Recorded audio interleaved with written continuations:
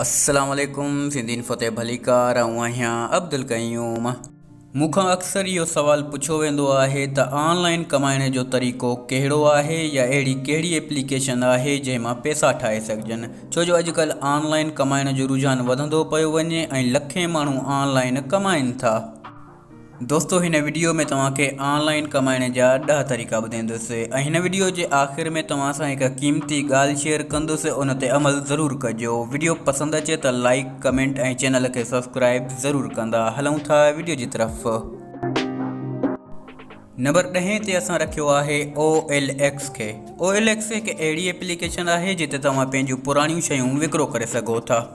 जेके शयूं तव्हांजे कम जूं न रहियूं आहिनि, जीअं पुराणी टीवी, पुराणो कंप्यूटर, लैपटॉप या मोबाइल, का बि पुराणी शइ तव्हां ऑनलाइन OLX ते विकिरो करे सघो था। हिते नयूं शयूं बि विकिरो करे सघजनि थियूं ऐं पैसा ठाहे सघजनि था। OLX एप्लीकेशन प्ले स्टोर में तव्हांखे मिली वेंदी। 9 नंबर ते PUBG आहे। तव्हां हैरान थी वेंदो PUBG मां कीअं कमाए सघिजे थो, पर छोकिरा कमाइनि था। PUBG तां कमाइण जा 2 तरीक़ा आहिनि। हिकु त तव्हां पंहिंजो गेमिंग जो यूट्यूब चैनल ठाहे सघो था। ॿियो तरीक़ो हीअ आहे त तव्हांखे PUBG गेम जो प्रो प्लेयर थियणो पवंदो। तव्हां कोशिशि कयो हर सीज़न में कॉन्करर करण जी कोशिशि कयो। कॉन्करर करे अकाउंट विकिरो कयो। PUBG जा अकाउंट 2, 3, 5 हज़ार ताईं बि विकिरो थी वेंदा आहिनि। 8 नंबर ते आहे टिकटॉक। यादि रखो, टिकटॉक डायरेक्ट पैसा नथो ॾिए, पर असांखे हिकु प्लेटफॉर्म मिले थो जितां शोहरत हासिल करे सघिजे थी। जॾहिं शोहरत मिली वञे थी, 2-3 लख फॉलोवर्स थी वञनि, त मुख़्तलिफ़ ब्रांड सां राब्तो कयो। उन्हनि खे ॿुधायो त असां वटि एतिरा फॉलोवर्स आहिनि, रोज़ानो एतिरा व्यूज़ अचनि था, असां तव्हांजी प्रोडक्ट जी मशहूरी कंदासीं, असांजी एतिरी फीस आहे।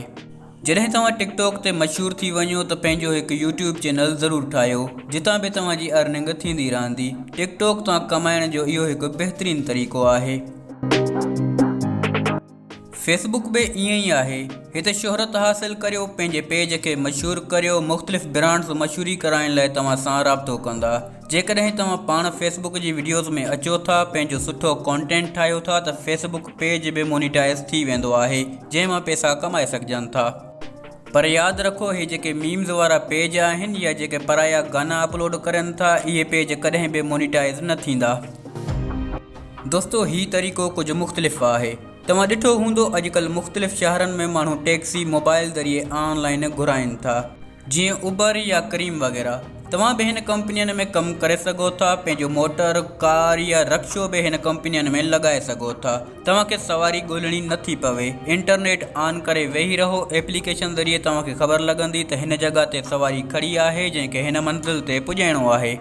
अहिड़ी तरह फूड पांडा में बि कमु करे सघिजे थो। उबर ऐं करीम जी वधीक मालूमात लाइ यूट्यूब ते सर्च करे सघो था। हीउ कमु पार्ट टाइम बि करे सघिजे थो। दोस्तों, जेकॾहिं तव्हां पंहिंजी वेबसाइट नथा ठाहे सघो त ब्लॉग ठाहियो। ब्लॉग मोनिटाइज़ बि थी वेंदो आहे, जंहिं ते गूगल इश्तिहार हलाईंदो आहे, जंहिंजा असांखे पैसा मिलनि था। ब्लॉग ते माण्हू पंहिंजूं तहरीरूं पोस्ट कनि था, जीअं ख़बरूं, कॉलम या दिलचस्प ॻाल्हियूं वग़ैरह, जिन खे जेतिरा माण्हू पढ़ण या ॾिसण ईंदा, असांजा ओतिरा पैसा ठहंदा। जेकॾहिं तव्हां वटि हिकु सुठी कैमरा या हिकु सुठो मोबाइल आहे, त उन में तस्वीरूं कढी तव्हां उहे तस्वीरूं ऑनलाइन विकिरो बि करे सघो था। पर यादि रखो, तस्वीरनि जी बि कैटेगरी हूंदी आहे, जीअं नेचर फोटोग्राफी, फूड फोटोग्राफी। अहिड़ियूं घणियूं कैटेगरियूं आहिनि जंहिं में तव्हां कमु करे सघो था। गेटी इमेजिस, शटर स्टॉक, अहिड़ियूं मुख़्तलिफ़ वेबसाइट आहिनि जेके फ़ोटू विकिरो करण में कमु ईंदियूं आहिनि। पहिरियां हिन कम खे सिखण जी कोशिशि कयो। यूट्यूब ते सर्च करियो हाउ टू सेल फोटू ऑनलाइन। तव्हां हिन कम खे सम्झी वेंदव। ऑनलाइन कमाइण जो हिकु बहितरीनु तरीक़ो हीउ बि आहे त तव्हां पंहिंजी प्रोडक्ट ऑनलाइन विकिरो कयो। इन लाइ सभ खां बहितरीनु आहे दराज़। तव्हां दराज़ ते पंहिंजो ऑनलाइन दुकानु खोले सघो था। दराज़ ते दुकानु कीअं खोलिजे, तव्हां यूट्यूब ते सर्च कयो हाउ टू ओपन शॉप ऑन दराज़। मुख़्तलिफ़ वीडियोज़ में तव्हांखे तरीक़ो मिली वेंदो। इन खां अलावा तव्हां फेसबुक पेज ज़रिए बि पंहिंजी प्रोडक्ट ऑनलाइन विकिरो करे सघो था। 2 नंबर ते असां रखियो आहे फ्रीलांसिंग खे। फ्रीलांसिंग ईअं सम्झो तव्हां पंहिंजो हुनुर ऑनलाइन विकिरो कयो था। इन लाइ तव्हां फाइवर खे जॉइन कयो। जेकॾहिं तव्हां फ़ोटो एडिटिंग, वीडियो एडिटिंग या कंप्यूटर जी बहितरीनु ॼाण रखो था, त फाइवर ते पंहिंजो पाण खे मुतारिफ़ करायो। सिंधी भाइरो फाइवर जी पोस्ट खे गिग सॾिबो आहे। तव्हां गिग ज़रिए माण्हुनि खे ॿुधायो था त मां हीउ कमु सुठे नमूने करे सघां थो, जीअं फ़ोटो एडिटिंग, वीडियो एडिटिंग या कंहिं बि क़िस्म जो कमु। फाइवर ते 100 कैटेगरीज़ आहिनि जंहिं में कमु करे तव्हां पैसा कमाए सघो था। उते तव्हांखे माण्हुनि जा मसइला हल करण जा पैसा मिलनि था। ऑनलाइन कमाइण जो सभ खां बहितरीनु ऐं आसान तरीक़ो आहे यूट्यूब चैनल। हिन में का वॾी साइंस कोन आहे। तव्हां हिकु यूट्यूब चैनल ठाहियो, पंहिंजो टैलेंट ॾेखारियो, ड्रामा भरियो, मज़ाहिया वीडियोज़ या मालूमाती वीडियोज़ ठाहियो। दोस्तो, हिन कम में बि महिनत आहे। तव्हांखे पहिरियां 1000 सब्सक्राइबर ऐं 4000 घंटा वॉच टाइम चैनल ते करणो पवंदो आहे।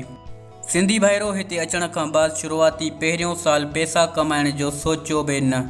तव्हां पंहिंजे कम ते फोकस करियो, पैसा ऐं यूट्यूब तव्हां ते फोकस कंदा।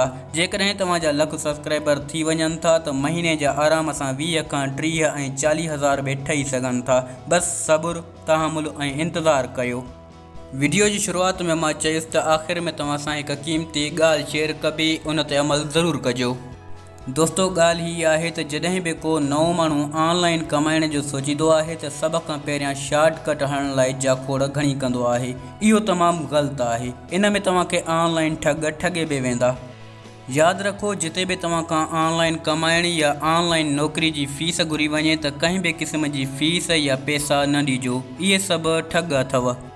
या कंहिं बि अहिड़ी एप्लीकेशन या वेबसाइट में वक़्तु ज़ाया न कजो जंहिं में मशहूरी ॾिसण जा पैसा मिलनि। यकीन करियो, तव्हां भले सारो ॾींहुं मशहूरियूं ॾिसो, तव्हांजो 100 रुपयो बि न ठहंदो। इहे तरीक़ा असां आज़माए चुका आहियूं। इन लाइ बहितरु आहे त हिन वीडियो में जेके तरीक़ा ॿुधाया आहिनि उन्हनि मां कंहिं हिक ते कमु कयो, उनखे सिखो, सम्झो, उन ते फोकस करियो। इनशाअल्लाह कामयाबी मिलंदी। जेकॾहिं हीअ वीडियो पसंदि आई आहे त वीडियो खे लाइक कंदा ऐं चैनल खे सब्सक्राइब कंदा। इन सां असांजी हौसला अफ़ज़ाई थी वेंदी। मिलंदासीं अगली वीडियो में। अल्लाह हाफ़िज़।